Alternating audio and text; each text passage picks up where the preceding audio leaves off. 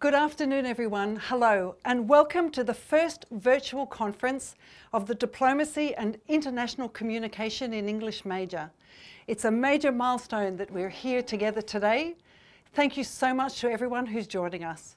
Firstly, I would like to welcome our panel. Ambassador Bell of Belgium is a career diplomat who's been serving his country for 30 years. He has served in Peru, Slovakia, and in 2 positions to the United Nations in America. In addition, as part of his diplomatic career, he has learnt and speaks fluently 4 languages, as well as his native French. He speaks English, Spanish, and Dutch. I would also like to welcome our second panellist, Mr. Christian Duncombe of the British Council. Thank you so much for joining us today. The British Council acts as the cultural arm of the British Embassy, and in his capacity for the British Council, he has served in Russia, Indonesia, and South Korea, and he also speaks 4 languages. As well as his native English, he speaks German, Polish, and Russian. I'd also like to welcome the other members who are participating in our virtual conference today. Some 25 teachers across the country with some 300 students are currently live with us now by virtue of the facilities of Reshet, Academia Bereshet. Thank you so much for being with us. So, without further ado, I would like to ask the 2 ambassadors, the 2 diplomats, to introduce themselves in their own words.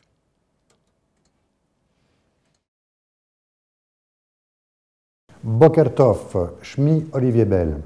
This is so far what I can say in Hebrew, but I'm sure that within 3 or 4 years I will speak it perfectly. It's important for me. I came to diplomacy for 2 basic reasons. I have always been interested in politics, in general interest in state-related affairs. On the other hand, I was, at personal title, always interested in other countries, to meet other culture, and to develop relations with foreign countries. Those 2 elements brought me naturally to embrace the diplomatic career. I've done that for the last 25 or 30 years. I've been in many countries, in bilateral posts, but also multilateral posts. It's an important activity for Belgium. Belgium is a small country. It's, as a small country, it has to be open to the world, and the Belgian diplomats are especially important, and their work is important to help Belgium to develop good relations with its neighbors, but also with the rest of the world.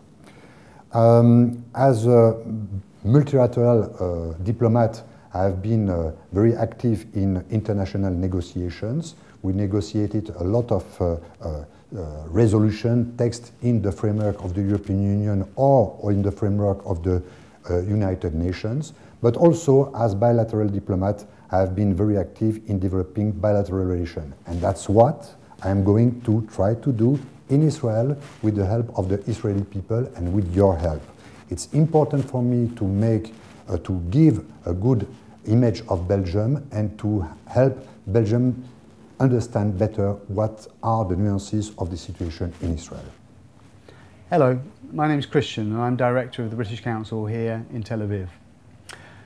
I have always been interested in cultures and languages, and I guess that's what brought me into this profession. I'm half German, so from a very early age, even though I was raised and brought up in London, I was very much exposed to other cultures. And I also studied history, which has given me a profound sense of what can go wrong if countries do not have good relationships between them. So I think that's what brought me to the British Council, because the British Council does just that. It works to build positive relationships between countries. So we work in 110 countries around the world with the aim of building a friendly knowledge and understanding between the UK and all these other countries. And my role is to make sure that that happens for Israel. Relationships between countries can happen on many, many different levels. Business provides relationships, tourism provides relationships, but we work specifically in the area of culture. And by culture we mean things like science, education, the arts, and also the English language. And sharing these things and mutually working on these things mean that there can be very strong relationships between countries that can help support prosperity and stability between these countries.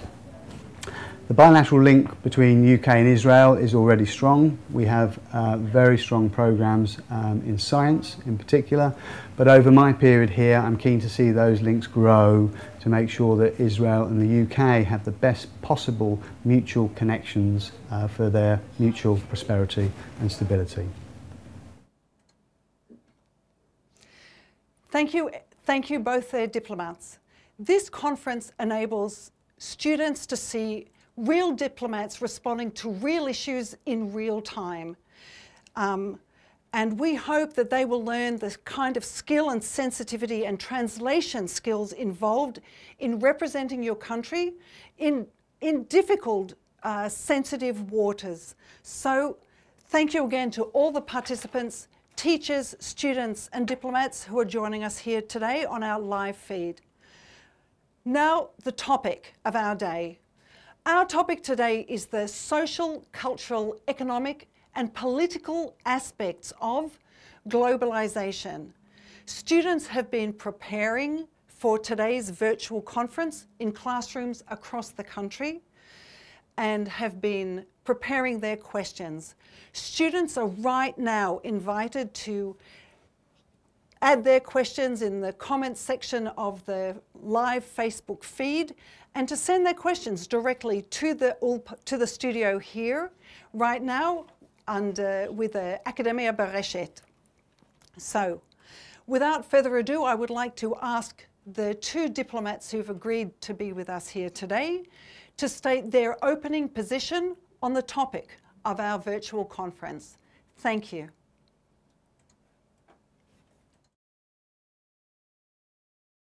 We can see multiculturalism as a challenge, but I see it more as an opportunity, as bringing opportunities.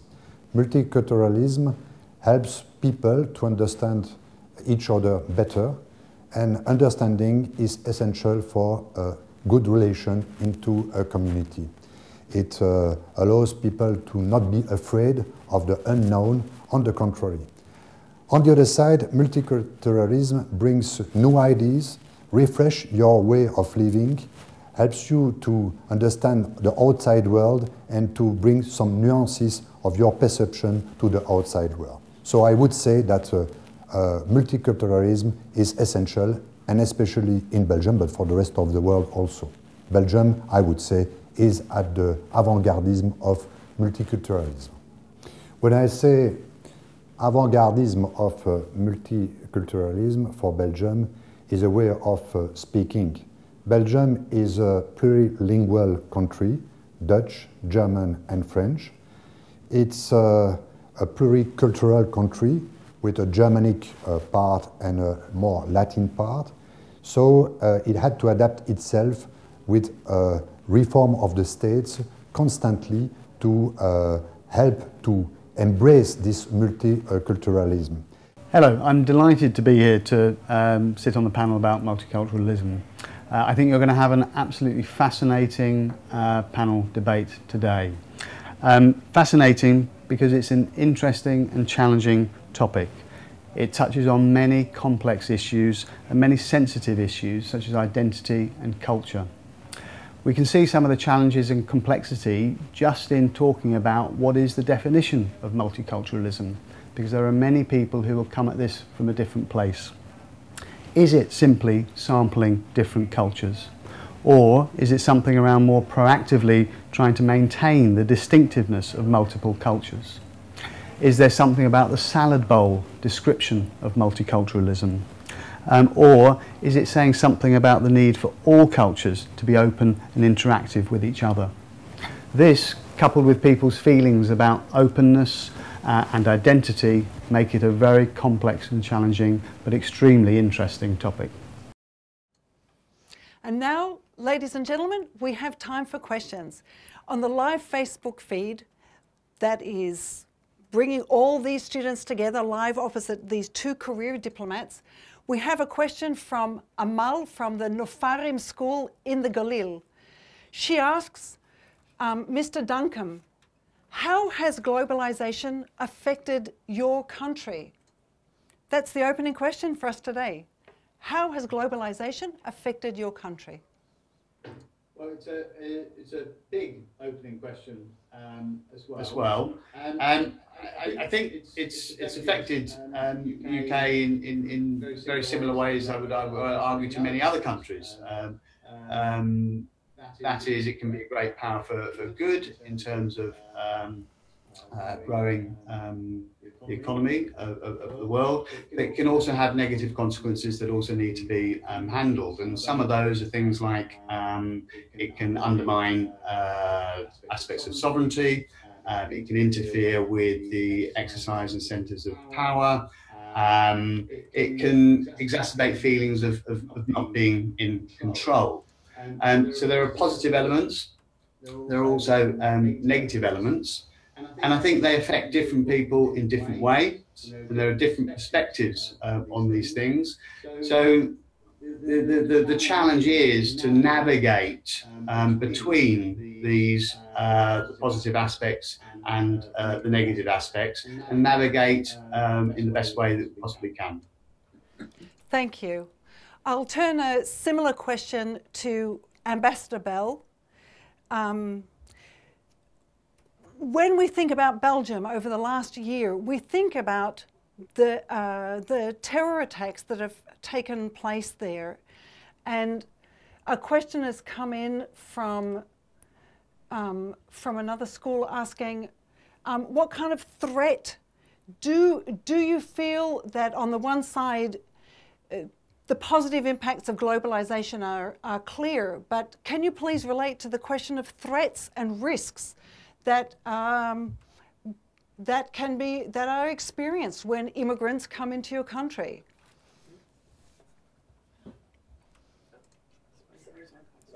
Thank you for this question, and good morning or boker tov to everyone. Well, you mentioned a fact, the terrible terrorist attack last year. It is a threat that remains. We have to fight that. We have to manage to find a way of dealing with that on an appropriate way. Now, going back to globalization, first of all, I think we need absolutely to develop a positive thinking in regard to all this item of globalization, identity, multiculturalism, and so on. Not see that as problems, but as opportunity. I think it's very important to think positively and not to fear. That's a first and fundamental point for me. For a country like Belgium, 10 million people, rather small, that does not have internal market, it is obvious that opening to the world is essential. And in this sense, globalization can bring a lot of positive things to the Belgian people, the Belgian companies, and the Belgian society. On the other hand, it's also true, like the previous speaker said, that you do not necessarily to disappear in front of this globalization. A certain identity and certain characteristic remains necessary. So I think that it's possible to combine in positive way those two elements of positive messages from the globalization and bringing, respecting the Belgian identity. Thank you. So we have now a question for you that's come in from the Kaduri High School, Ambassador Bell. You spoke about keeping both your own identity and welcoming the identities of people coming in to your country. It is indeed one of the facts of our world that countries are increasingly mixed. So do you see those identities as remaining separate, or is there, the question is, what is the middle ground between keeping your own culture and and the culture of incoming immigrants? That's obviously a very important question, and it brings a difficult and very large answer. I think we need to begin to know what is identity. Identity is a kind of is based on fundamental values, on fundamental characteristics, on languages, on history, on culture, and so on. And if you take into account all those elements, these are living elements. So identity is changing, obviously.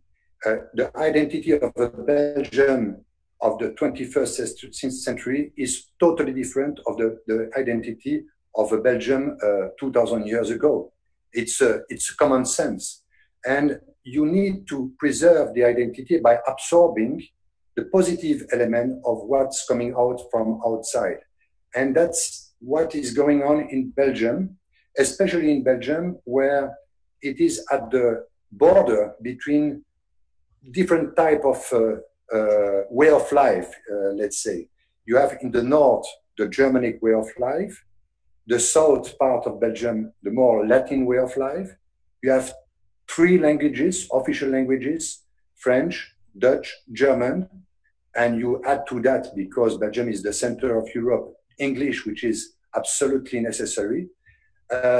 You have different religions, so it's at the crossroad between many aspects of culture, and I think the identity of Belgium is remains fixed on basic and fundamental value, but is alive thanks to what the foreign culture brings to it.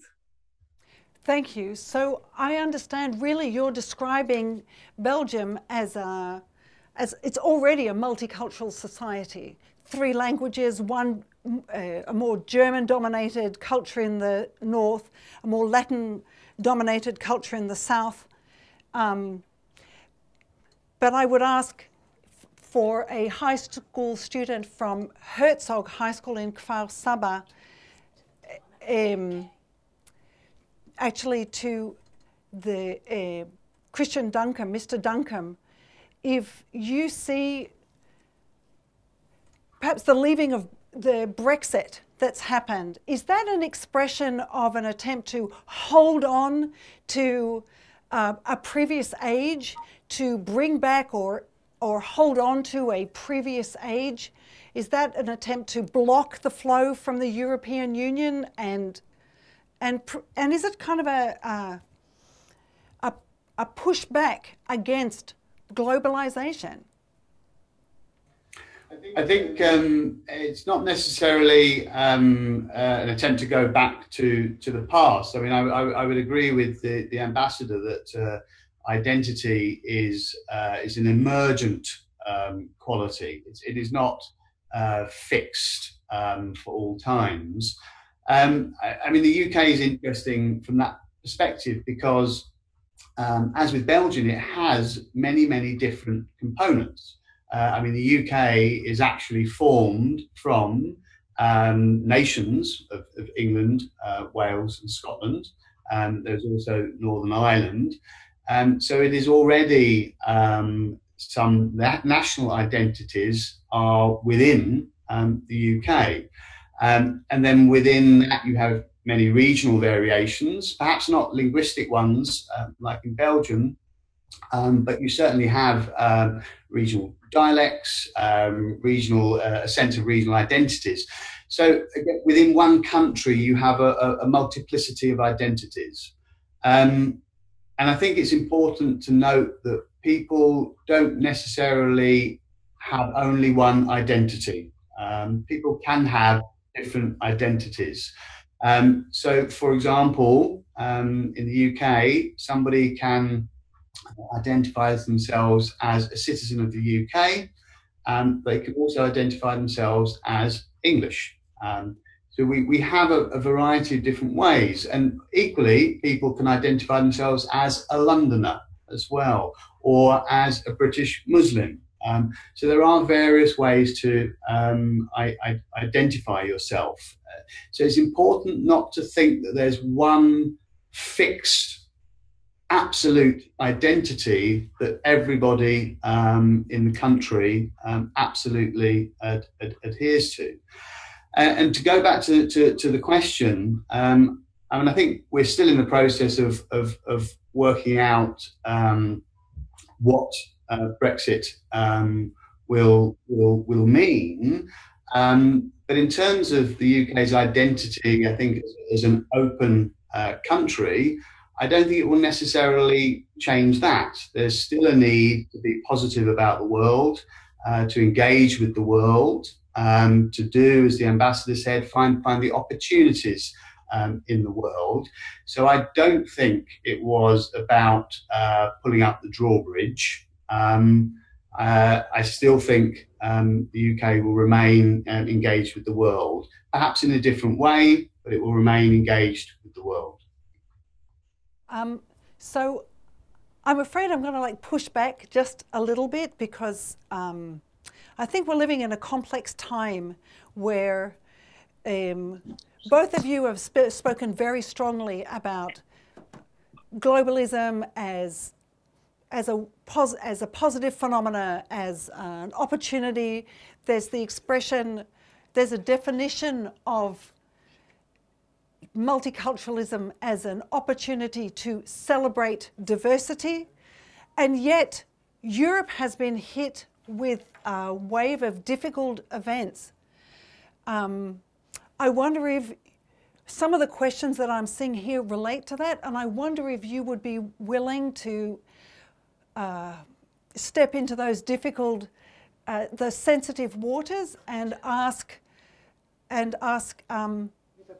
how you would respond to the question about threats or perceived threats. And we're going to go now to a pre-taped video question from one of the students from, I think it's the Binyamina High School. So we're going to cut to that feed, and then we'll be coming back to the studio in just a moment. Please. Hello, I am Morat. I'm a diplomacy student in Old Binyamina. My question is for both of you. I lived in Holland until a year ago, and there's a strong belief that there should be free expression of religion. But lately, with a lot of immigrants coming to Holland, there have been Muslims who live in separate neighborhoods who want to build mosques and have a muazzin in their mosques. Now this can cause discomfort for neighbors, and it has caused quite a conflict in the Netherlands. And I wanted to know if this problem also exists in Belgium and the UK, and what you think should be done about it.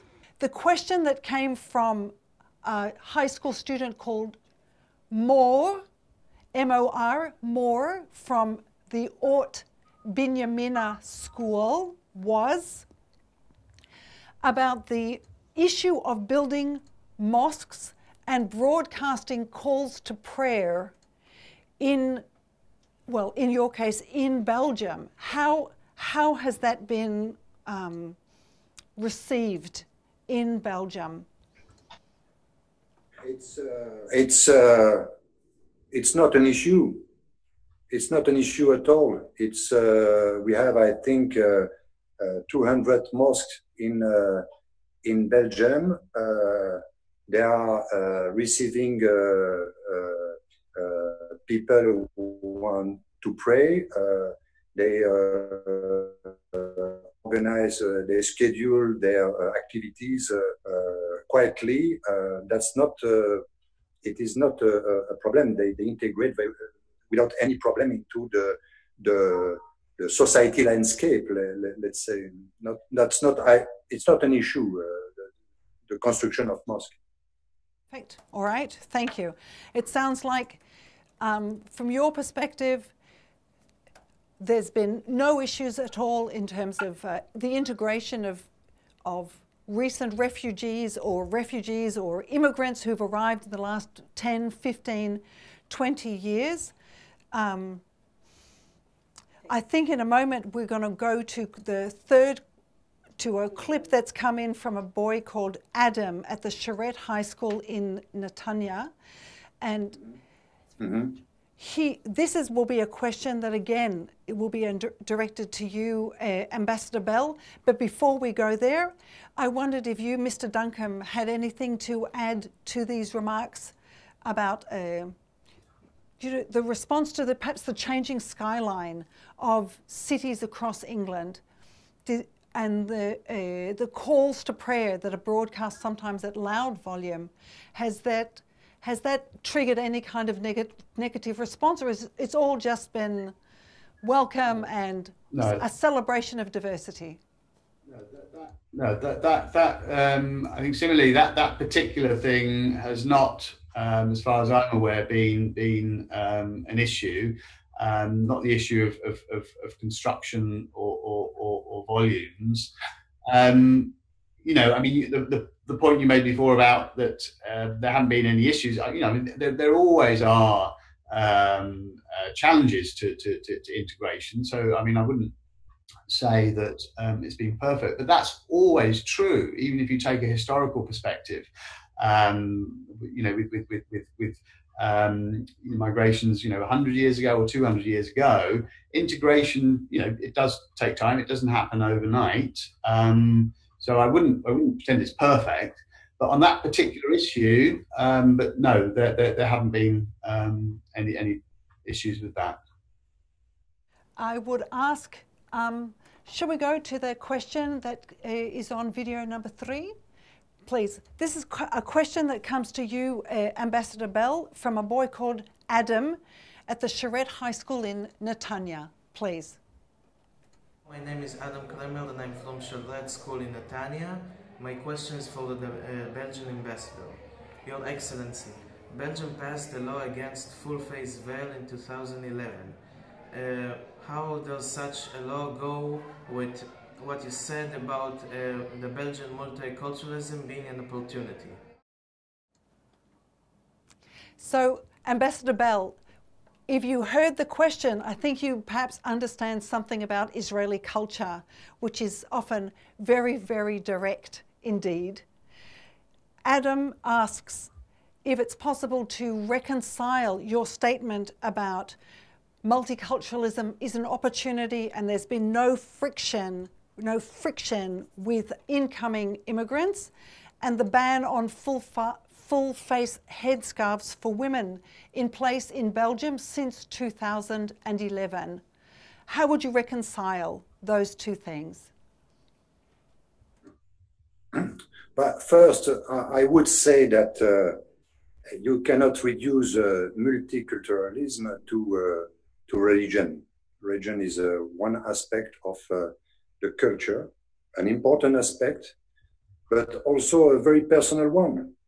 It's we have to respect all the religions and the rites of the religions, but it's very personal. It must not come into the public domain or to dominate the public domain according to what we think in Belgium, because in this case it would go against the other fundamental rights that are important also to preserve and to maintain. So I would not reduce the notion of multiculturalism to religion and to attach to that the ban on the veil made by law in 2011. I repeat, I think that multiculturalism is a bunch of elements, and it's a question of the way you are thinking it, the way you are using it. You can use it in a negative way, saying that you want to oppose what the foreigners can bring, what the foreign culture can bring to what your own identity. It's a way of thinking. I don't think it's the good way. I think as I said in the beginning, you need to take always the positive side of every element, and I think multiculturalism can bring this positive element. So it does not fit when you reduce it only to one aspect as the religious one. That's what I would answer. Okay. Thank you, Ambassador Bell. Thank you. I hope that all the students who are online with us at the moment hear really how a true diplomat works and how Ambassador Bell is demonstrating for us the challenges of negotiating a difficult issue in real time opposite a real audience on a real issue of today. So Ambassador Bell, we're so grateful that you are with us online right now. We have a question that has come in for you, Mr. Christian Duncombe, from Kfar Qasim School. It's one of the Israeli Arab schools that are part of the school system here, from Al Jadida High School. And the question that has come in is about attitudes to immigrants in general. Do you think that sorry, it's just having a little difficulty with the feed. I'm so sorry. Christian, please stay with us on the line. Don't go anywhere, please.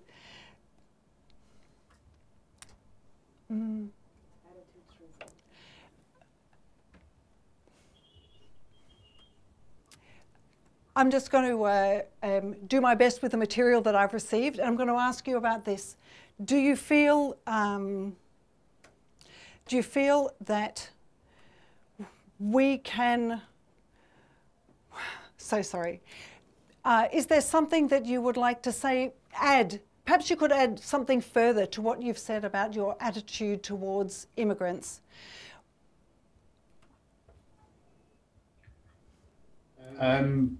Well, I'm not sure not sure quite what the question is, but I suppose one thing to point out is that you know, if we're looking for things that constitute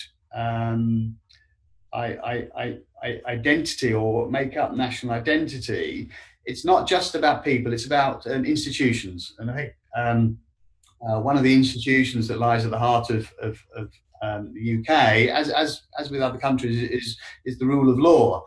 So I think, you know, you have to approach it from the perspective that, you know, immigrants, as in everybody else, they have they're entering a country where there is the rule of law. Now it's not perfect all the time, but the approach is that people would have the protection of the rule of law.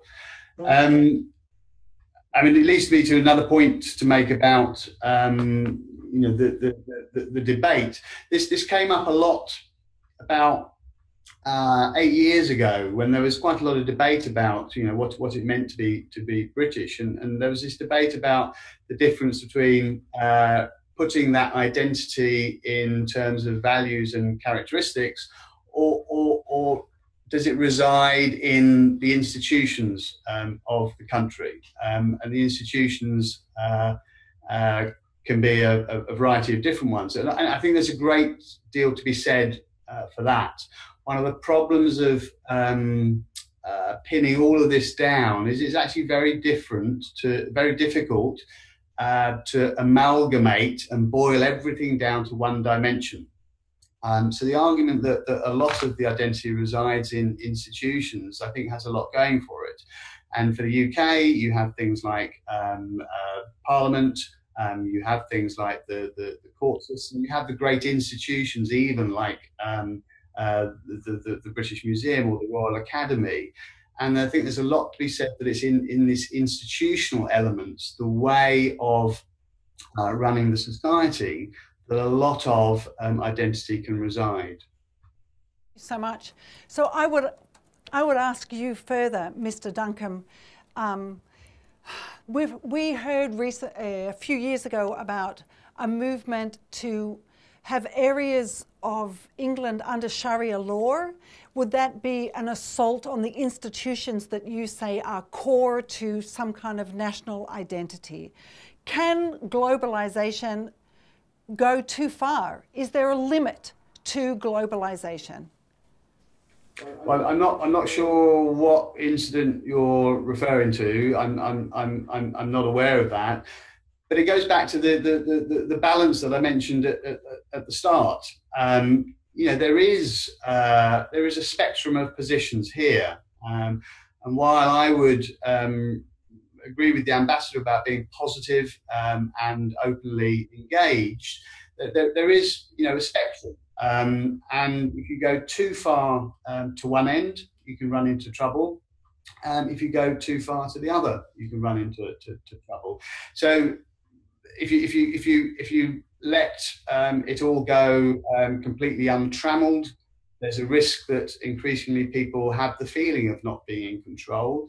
Equally, if you go to the other extreme and try and clamp down, then you risk losing the benefits of globalization. So you need to navigate this path in the way that, in the best possible way that you can. I'm always reminded of a book by Tom Friedman, The Lexus and the Olive Tree, and to me that encapsulates this sort of you know, the two sides of things. You know, the Lexus is the symbol of economic development. It's a luxury item that people want and seek. And the olive tree symbolizes the attachment to rootedness, to the ground, to the sense of the localized identity. And again, we need to navigate this and accept that it's not as simple as being at either extreme. We need to take both sides into account. Thank you. Thank you. I would like to ask, a question has come in from the Ostrowski School in Ranana. Again, this is a question for you, Mr. Duncombe. How does the history of Israel and the United Kingdom affect its relationship today? We have not had a simple history with the British. How do you see the relationship today? How has it changed? Well, I would see the relationship today as positive. There is strong relationships in many dimensions. I'll give you one example from my area of work, which is we touch very closely on scientific collaboration. I'm aware of a lot of very good research that goes on between Israel and the UK. In particular, we're very close to projects in the field of research around regenerative medicine that looks to pool the expertise in Israel and the UK to try and solve some of the world's most difficult diseases. So there's a lot of positive things going on. Now, in terms of the history, there's a complex history there, but that's true of many other countries. That's true of the UK's relationship with many other countries. That's true of Israel's relationship with many other countries. So we need to be careful about separating out what was then and what is now, and building a relationship that fits both countries and is positive for both countries here and now and in the future. Thank you so much, Mr. Duncombe. It's really a pleasure that you're participating with us today. I'm so grateful that you're on the line. Ambassador Bell, a question has come in to you again from the Ostrovsky High School. You mentioned before the 3 distinct regions of your country, 2 distinct regions and 3 distinct populations.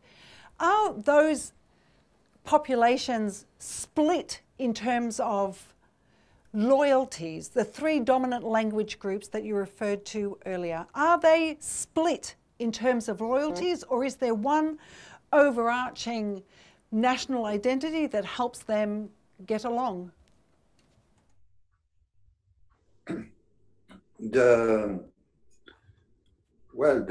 Everyone in Belgium speaks at the beginning his own mother language. I come from Mons, Wallonia, French-speaking region, but as the country is organized on the basis of 3 languages, and the second and most important language in terms of number of people speaking it is Dutch, as I wanted to work for the federal state, I had to speak Dutch. That's a very concrete point. And besides giving me the opportunity to work in a very interesting job as a Belgian diplomat, it brought me, besides the job, it brought me enormous satisfaction discovering another language. It was an open door because you can remain in Mons, you can be a lawyer in Mons, travel once a week to Brussels where they speak French, read the French literature. It's interesting, but you miss something. You miss one more time opportunities to discover English literature, Dutch literature, Dutch poetry, and that's very important. It brings you a lot to understand your environment and to understand yourself better. Well, I could only wish for ourselves the kind of harmony that you describe. Thank you so much. A question has come in from the Herzog High School. Again, perhaps it's a reflection of the culture here, that there is a focus on the more painful side of multiculturalism and living with multiple populations side by side. The question from Herzog High School for both of you is, after the recent terror attacks, what is your country doing differently? What are the repercussions? What is your country doing differently after some of the terrible things we've seen in the last couple of years? I'll ask you first, Ambassador Bell. Well, I would be tempted to separate. There was a terrorist attack. You can think in terms of terrorism, but let's put that on the side. And you don't have to ignore it. Obviously, that's a fact. That's a reality. We need to do the necessary to avoid this kind of horrible act. But on the theme of today of the multiculturalism, and I think it can help to bring better things to the society. I'm really convinced that the different culture, and when I mean culture, it's language, it's tradition, it's history, it's religion, it's all those aspects that can give you an opening to the world. It is absolutely necessary, and I repeat, it is very important to see that not as a threat, but as an opportunity. You spoke about the problem of migration and the asylum seekers and so on. Many of these people did not want to leave, they want to come back. And it's an obligation for European countries to receive and to try to help in a way those people to come back. It's a common sense. It's a common sense, and that's I think in Belgium, thanks to the migrations, let's say, we progressed a lot. I can tell you many examples. The former Prime Minister of Belgium, Mr. Di Rupo, comes from Italy. Obviously, it's not New Zealand, but it comes from another country, a European country. In the Belgian parliament, in the different Belgian governments, you have people from Turkish origin, you have people from Moroccan origin, you have people from Congolese origin, and all those people are bringing something to the society of Belgium and reinforcing, I'm sure, the multicultural identity. And it does not mean that you lose your basic elements. I'm French speaking, but I like to speak English, maybe badly with a French accent, but I like to speak Dutch. I like to speak Spanish. My wife is from Peru. So thanks to her, thanks to what I have done before, I discover a new world. And that helps me to understand better the world, the environment, so to represent better my country, to identify better its interest, and to understand also at the personal level to improve myself as much as possible. So you think you can take a last example of the multiculturalism in Belgium. Belgium is the center of NATO, has the seat of NATO and has the seat of the European Parliament and the European Council of Ministers. Thank you so much.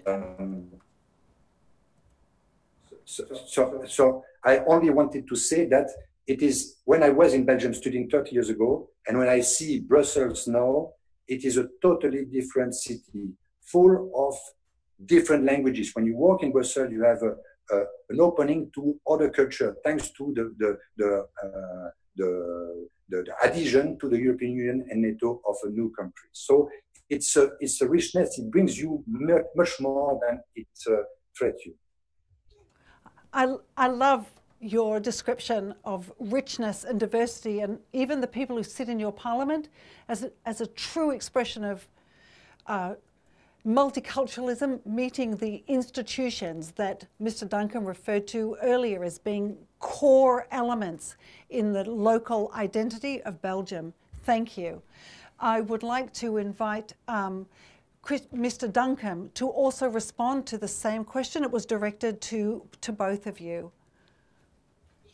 I think I would kind of echo some of the things that I mentioned previously. I mean, in terms of what we're trying to do is again, walk that balance between embracing the opportunities that there are, making the best of the opportunities that lie out there that the world has to offer, while at the same time trying to mitigate some of the less positive aspects. But I would agree with what the ambassador said earlier, that it's important to keep a positive frame of mind about this, and to keep mind on that there are genuine opportunities out there.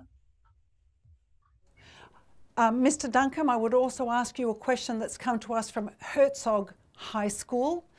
Do you have a position on the influence of the BDS movement, the boycott, divest and sanction movement in England? Well, as I said before, my work here is to build connections between Israel and the UK, and we do that through education, science, and the arts. So we're keen to maximise those opportunities. There's clear things that the UK and Israel can be doing together in the field of science. So I look forward to building more of those opportunities. And to you, sir, Ambassador Bell, how do you see the BDS movement in Belgium, the boycott, divest, sanction movement, the anti-normalization relations with Israel movement? Well, there is certainly no intention at all to boycott Israel. On the contrary, I'm here not to boycott Israel. On the contrary, I am here to develop the bilateral relation between two countries that are very close in many aspects, and I have to work hard with the help of Israeli people, with university, with the children, with the pupils that are taking part of this conference, to develop those bilateral relations in education, trade, in scientific research, in art. So you see, there are, one more time, a lot to do to strengthen the bilateral relations. Thank you. So the next question comes to us from Idan in Nahariya, Nahariya Science and Arts School. And he asks, I guess it's to both of you, what are the aspects of your country what are the aspects of national identity for which your country is known? What are the most important parts of your country's national identity? I would ask, can we even talk about a national identity in an increasingly global age? But that's the question. Well, I think, how shall I put it? That's I would try to find a formula mixing up the identity with the external elements. I think that's the way to describe it. The nation is a group of people, rather important, on a limited territory with a common history, common language, and the same government. So if you try to define the nation is that, but that's a very dry definition, let's say. You can bring some more romantic or sentimental elements.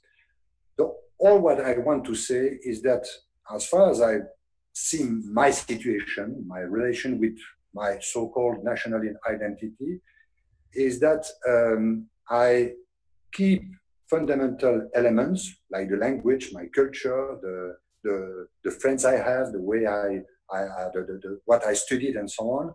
But I remain open, very open to foreign influence, where they are positive, obviously.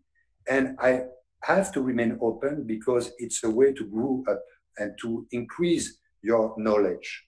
And that's how I would define this national identity.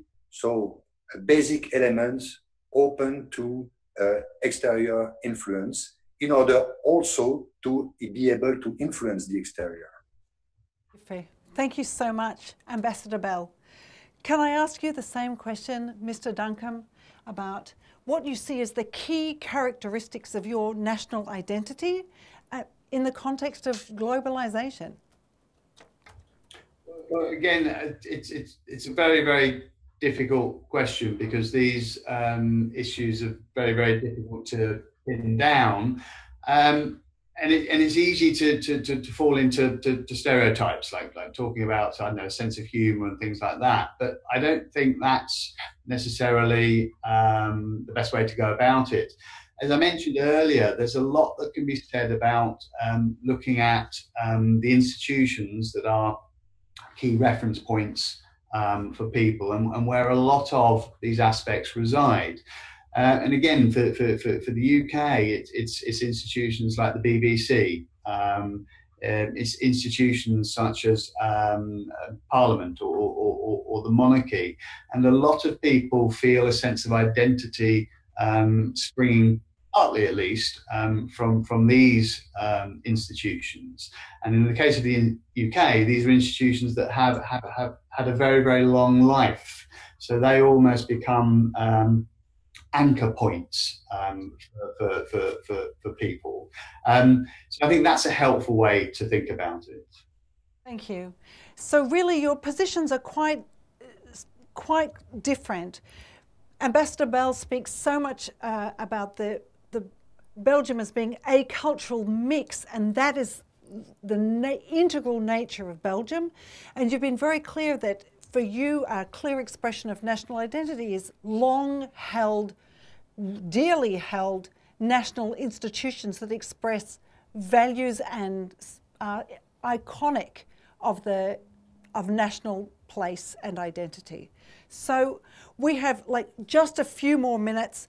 I just want you to know, Ambassador Bell and Mr. Duncombe, Firstly, the students have been so positive about your willingness to participate. That's the first thing I'd like to share. There's been an ongoing stream of questions that have come in from the hundreds of students that are currently watching you live across the country, from Al Jadida School in Kfar Qasem, which is way up in the north, a little further south to Nahariya, right down the length of the country. Questions about what your countries do to improve the integration of new immigrants, improve attitudes to new immigrants. Is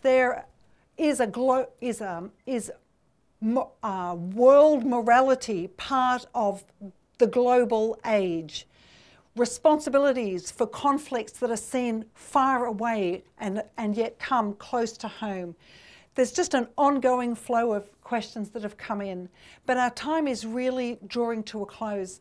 So I would like to say for myself and for the teachers that have been part of building up towards this day, I want to thank the teachers for preparing their students so well with hours of classroom discussion for this virtual conference with the both of you today. Ambassador Bell of Belgium, we are so grateful for your participation today. I think it's been a living example of how a real diplomat traverses the difficult waters of negotiating real questions from real people on a live stream. And Mr. Duncombe, thank you so much for your participation today. It's really clear that you are a wonderful ambassador for the British Council, and we wish both of you every success here in Israel, as both of you, despite your long careers elsewhere, have both just begun here in Israel. And we hope this virtual conference today gives you an example of the opportunities that we hope you feel being in Israel grants you, the opportunity to speak directly to hundreds of Israeli high school students. Thank you so much for being with us today. Thank you to the students and teachers across the country. I would also like to thank Jennifer Sternlicht, who has produced and coordinated this day. She's the National Director of the National Coordinator of the Diplomacy and International Communication in English track. I would also like to thank all the people involved in Academia Bereshet. My name is Helen Gottstein. It's been a pleasure and an honour to be with you here today. Thank you so much.